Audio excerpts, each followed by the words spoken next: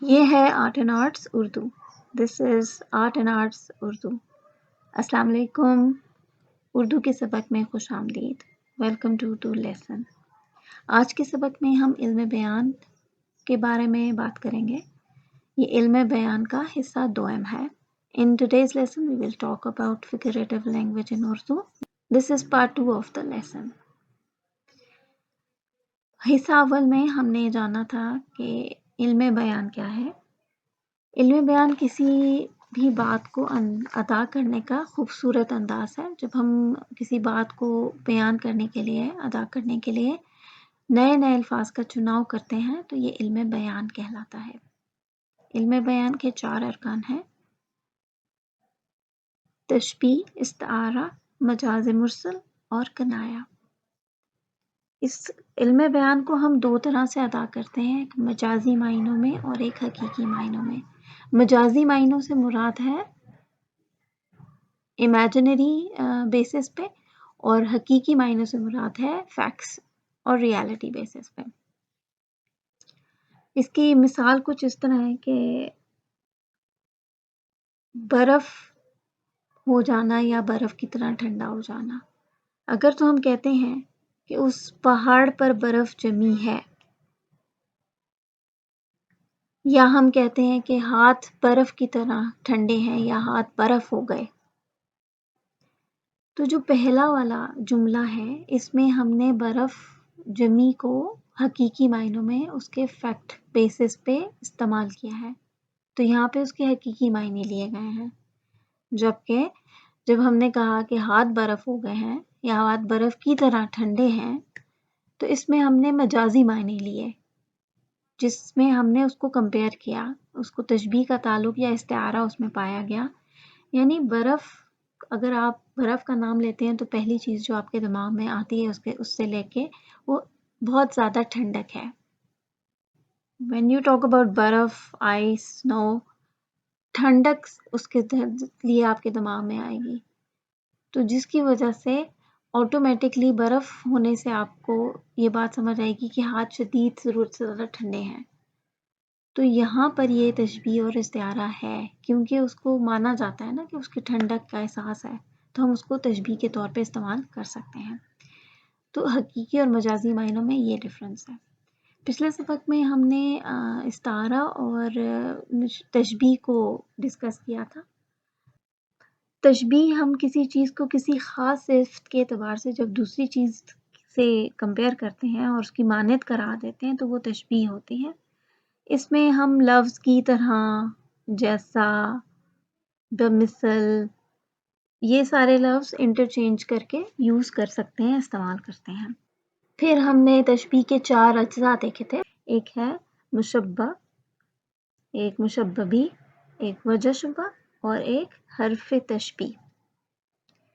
پھر اس کے بعد ہم نے استعارہ کے بارے میں سمجھا تھا کہ جب کوئی لفظ یا کوئی چیز اپنے حقیقی معنوں کے بجائے مجازی معنوں میں استعمال ہوتی ہے تو یہ استعارہ ہوتا ہے. اور استعارہ میں ایک چیز یہ ہے کہ اس کے جب ہم لغوی معنی دیکھتے ہیں تو اس کے لغوی یا حقیقی معنوں میں تشبیہ کا تعلق موجود ہوتا ہے. استعارہ کے 3 اجزاء ہیں. ایک ہے مستعار لہو، ایک ہے مستعار منہ اور ایک ہے وجہ جامع. مستعار لہو بالکل اسی طرح جیسے تشبیہ میں مشبہ ہوتے ہیں، اسی طرح مستعار لہو ہوتا ہے، یعنی کے لیے، جس کو دی جائے کوئی مثال، یعنی جس کے لیے بات کی جائے. مستعار منہ یعنی یہ مشبہ بھی کی طرح ہے، جس سے دی جائے. اس کے لیے کیا ہوگا؟ جس سے دی جائے. صحیح ہو گیا. پھر ہے وجہ جامع، یعنی جس طرح وجہ شبہ ہے کہ جو ریزن ہے، جو ٹریڈ بنی ان کو آپس میں کمپیئر کرنے کی، تو وہ وجہ جامع ہے. تو یہ 3 ارکان استعارہ کے ہیں. آئیے آج کے سبق میں ہم مجاز مرسل کے اوپر بات کرتے ہیں. اور مجاز مرسل جو ہے وہ عربی زبان کا لفظ ہے اور اس کے معنی ہے ادھار لینا یا مستعار لینا. یاد رہے ادھار دینا نہیں ہے، لینا ہے. اب مجاز مرسل کیا ہے؟ یہ علم بیان کا تیسرا رکن ہے۔ یہ وہ لفظ ہے جو اپنے حقیقی معنوں کے بجائے مجازی معنی میں استعمال ہو اور اس کے حقیقی اور مجازی معنوں میں تشبیہ کا تعلق نہیں ہے۔ آپ کو یاد ہوگا کہ استعارہ میں کیا ہم نے دیکھا تھا کہ اس کے حقیقی اور مجازی یا لغوی معنوں میں تشبیہ کا تعلق ہو، مگر اس کو مجازی معنوں میں ہی ہم استعمال کرتے ہیں استعارہ کو، لیکن اس کے حقیقی مجازی یا لغوی معنوں میں تشبیہ کا تعلق ہوتا ہے۔ لیکن مجاز مرسل میں اور استعارہ میں یہی فرق ہے کہ اس کے حقیقی مجازی یا لغوی معنوں میں تشبیہ کا تعلق نہیں ہوتا ہے، کوئی دوسرے طرح کا تعلق ہوتا ہے۔ جیسے مثال کے طور پہ اس کی ہم مثال لے لیتے ہیں کہ بادل برسا۔ اب بادل تو نہیں برستا، برستا تو پانی ہے۔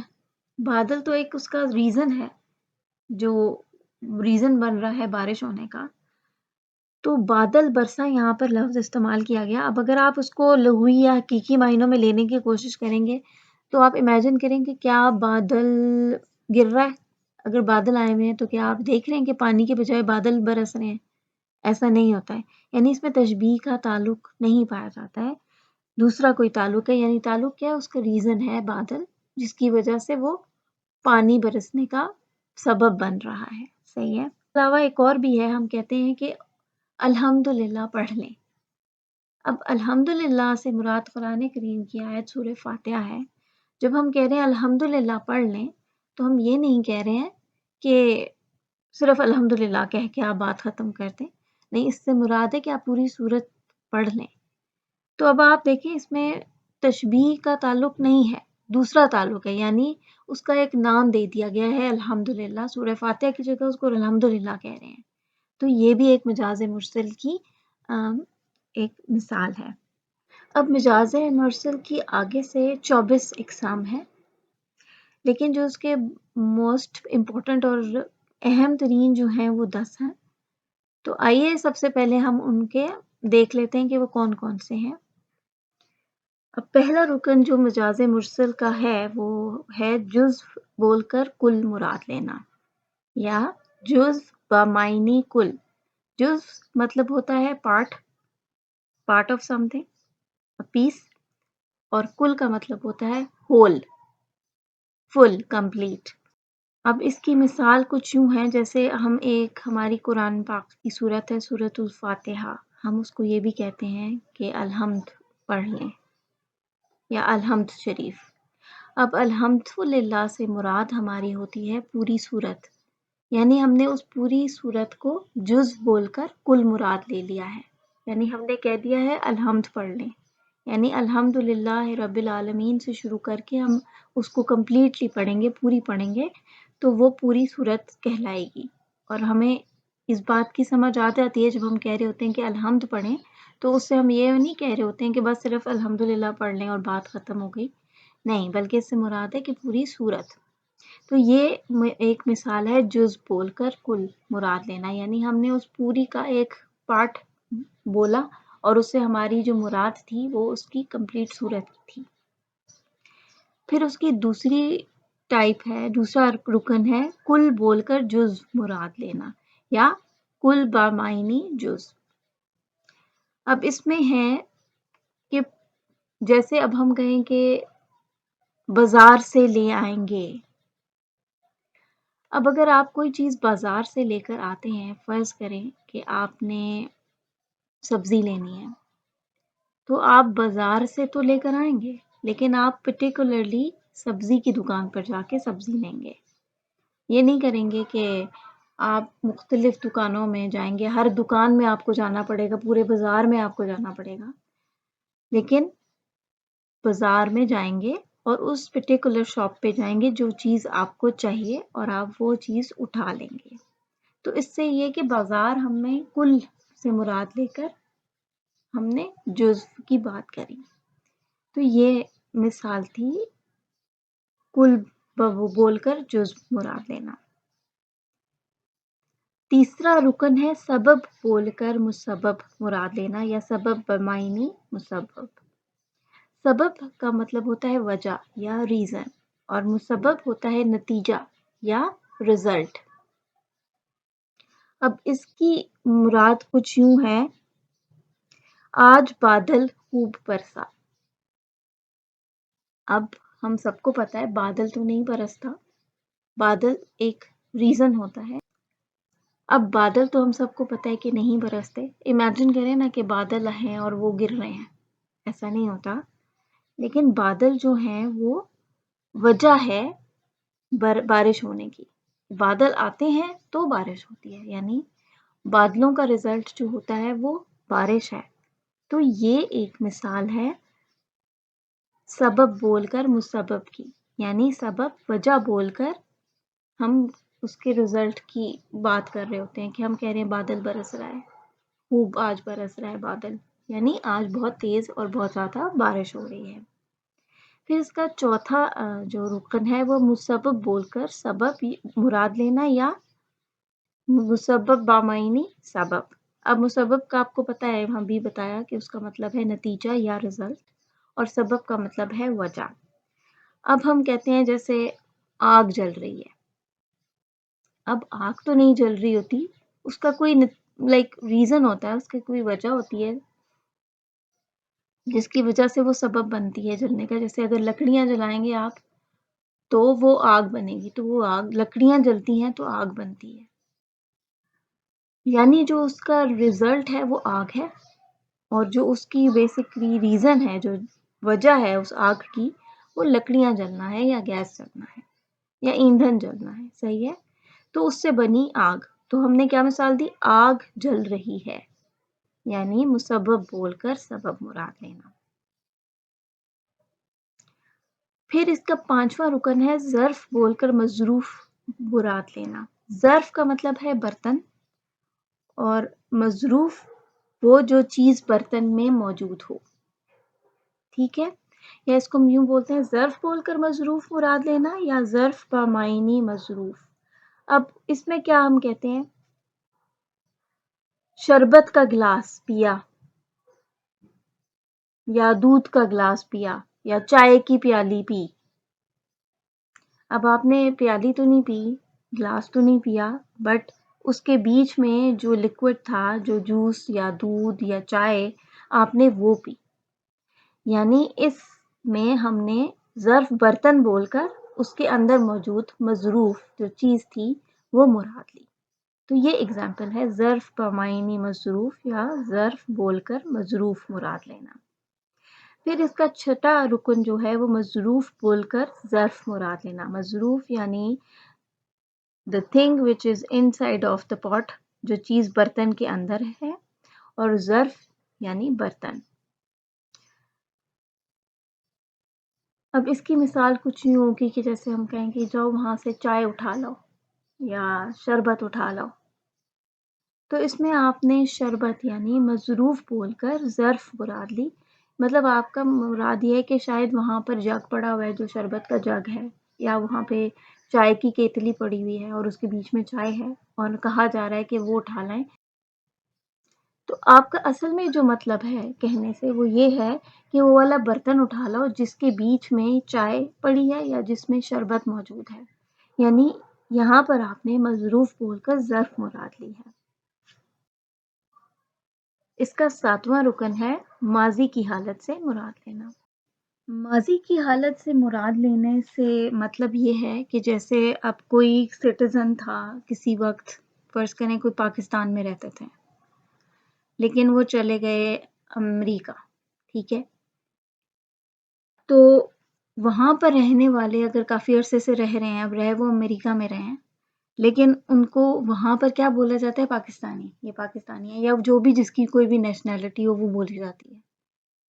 تو اس کا مطلب ہے کہ اس کی ماضی کی حالت سے مراد لینا۔ اور جیسے اب کوئی ریٹائرڈ ہو جاتا ہے، کوئی فوج میں ہے، ریٹائر ہو گئے، کافی وقت گزر گیا، اب وہ فرض کریں کہ وہ کرنل کی پوسٹ پہ تھے یا جو بھی پوسٹ تھی، صحیح ہے؟ اب وہ اس سے ریٹائر ہو چکے ہیں، ریٹائر ہوئے بھی کچھ وقت ہو چکا ہے، لیکن ان کو کیا کہیں گے؟ کرنل صاحب، کرنل صاحب، یا اس طرح کہہ کے بلائیں گے۔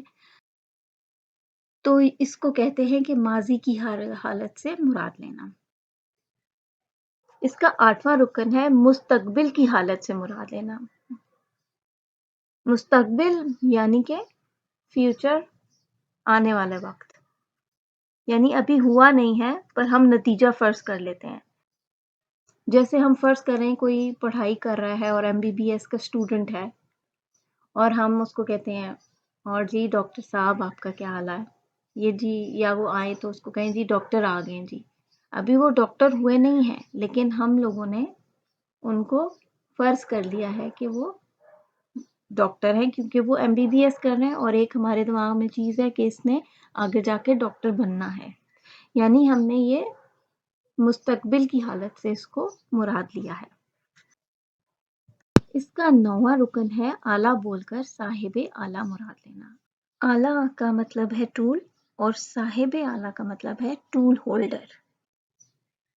اس کی مثال کچھ یوں ہے جیسے بولا جائے اہل قلم، یا بولا جائے قلم تلوار سے بہتر ہے۔ یہاں قلم سے مراد وہ لوگ ہیں جو اسکالرز ہیں یا جو لاجک فل بات کرتے ہیں، اور تلوار سے مراد ہے